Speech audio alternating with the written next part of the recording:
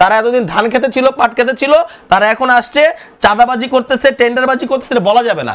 মির্জা আব্বাস সাহেবের নামে গুলিস্তান টু মতিঝিল, শাহজাহানপুর কোন এলাকা থেকে চাঁদা উঠেন আপনি বলতে পারবেন? সব জায়গা থেকে চাঁদাবাজি হয়। আওয়ামী লীগের স্টাইলে বিএনপি ফ্যাসিস্ট হবে। যখন আমাদের এই যে ফজলুল সাহেব পার্লামেন্টে দাঁড়ায় গালিগালাজ শুরু করে, সেটা আপনাদের কাছে ভালো লাগে, কিন্তু আপনারা তো পরিবর্তনের কথা যখন দাঁড়িয়ে কথা বলবে তখন সেই কথা আপনারা নিতে পারবেন না। মিডিয়া আমাদেরকে এক্সাম্পল দিয়ে দেখায় যে ভাই আজকে ওনার এই কথাটাকে সেন্সর করতে হয়েছে, তারপরের দিন থেকে আমি বলবো যে আমরা রাজনীতি করার দরকার নাই।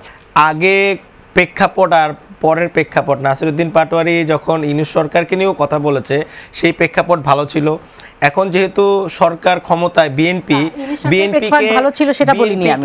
না আপনি বলেছেন যে আগের প্রেক্ষাপট আর নির্বাচনের পরের প্রেক্ষাপট, নির্বাচনের পর সরকারের পতনের সময় প্রেক্ষাপট, শেষ করি, নির্বাচনের পরের প্রেক্ষাপটে বলা যাবে না। তার মানে কি আওয়ামী লীগের স্টাইলে বিএনপি ফ্যাসিস্ট হবে, এটাই হচ্ছে তাদের মনোভাব।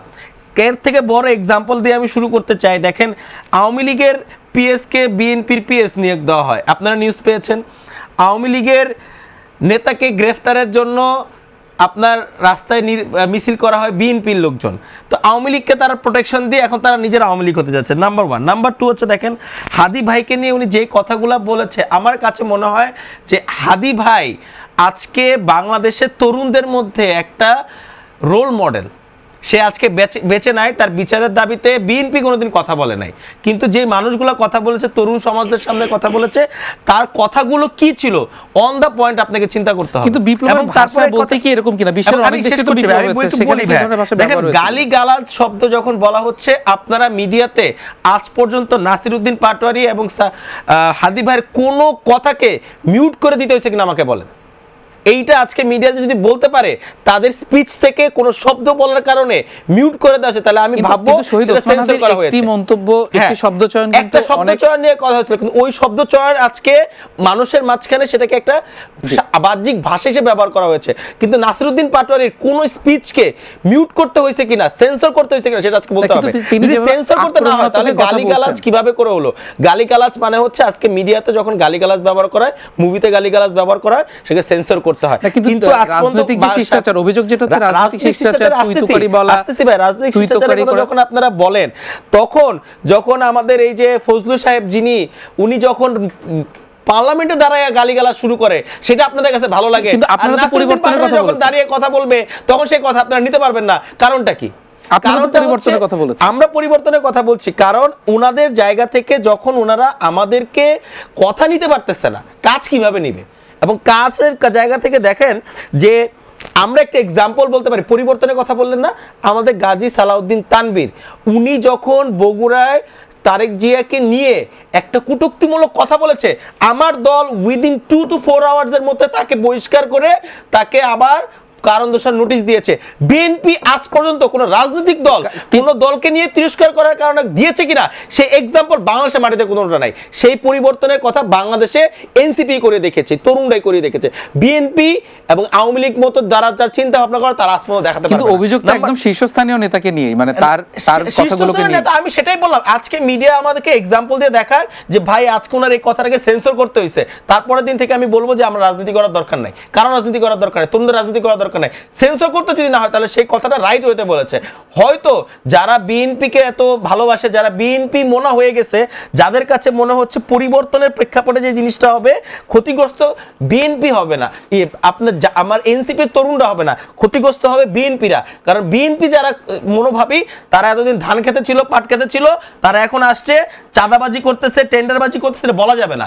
মির্জা আব্বাস সাহেবের নামে গুলিস্তান টু আপনার মতিঝিল, তারপরে হচ্ছে আপনার কি বলে এই যে শাহজাহানপুর কোন এলাকা থেকে চাঁদা উঠেন আপনি বলতে পারবেন? সব জায়গা থেকে চাঁদাবাজি হয়। তাহলে সেই চাঁদাবাজির টাকা কোথায় যায়? চাঁদাবাজি টাকা ওনার পকেটে যায়। তো সেই টাকাটা দিয়ে যদি আপনি কথা বলেন, সেইটা নিয়ে কথা বলার কারণে যদি আজকে বলা হয় যে নাসিরউদ্দিন পাটোয়ারি খারাপ, তাহলে তো বলছে কথা বলার ধরনটা নিয়ে অভিযোগ। কি বলবে? চাঁদাবাজকে চাঁদাবাজি বলবে, চাঁদাবাজকে তো আদর কোনো কিছু বলা যাবে না, দখলবাজকে দখলবাজ বলতে হবে, টেন্ডারবাজকে টেন্ডারবাজ বলতে হবে। এর বাইরে আপনি কিছু বলতে পারবেন না।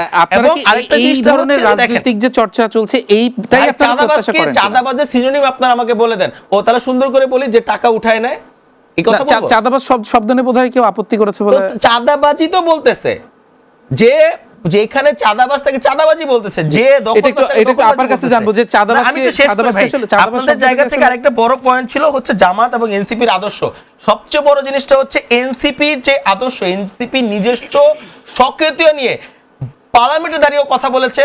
তারা নির্বাচনের সময় আলাদা করে আমাদের ম্যান্ডেট ছিল, আমরা আমাদের দফাগুলো পরিষ্কারভাবে বলেছি।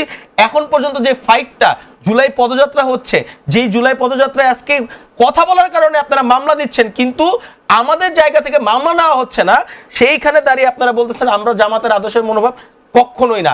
বিএনপি বরঞ্চ জামাতকে পুষতেছে এবং জামাতকে পুষে তারা চাচ্ছে তাদের নিজস্ব একটা বলয় তৈরি করতে, যাতে কোনোভাবে টিকে থাকতে পারে। কিন্তু একমাত্র এনসিপি তারা সংস্কারের পক্ষে কথা বলতেছে, তারা আজকে নতুন রাজনৈতিক কথা বলতেছে, তারা আজকে বলতেছে যে আমরা চাই এনসিপি তরুণরা একটা জবাবদিহিতামূলক বাংলাদেশ। মানে এটা কি শুধু বলছেই নাকি কার্যত আসলে দেখা যাচ্ছে করে দেখাচ্ছে? আমাদের আপনি যদি বলেন আমাদের হাসনাত আব্দুল্লাহ তার এলাকার হিসাব দিচ্ছে, আমাদের আতিক মুজাহিদ তার জায়গা থেকে দাঁড়িয়ে প্রতিদিন ওপেন উঠান বৈঠক করতেছে তার এলাকায় গিয়ে। আমাদের কিন্তু আমরা সার্বিকভাবে যে রাজনৈতিক পরিবেশ দেখছি, সার্বিকভাবে আমি সার্বিকভাবে সব রাজনৈতিক দলের ক্ষেত্রেই বলছি, মানে সেটা আসলে কি পরিবর্তন দেখা যাচ্ছে আমরা আপনার কাছে 342 জন তাহলে তো হবে না। সার্বিকভাবে রাজনীতি 342 জন কি করতেছে সেটা আগে দেখেন।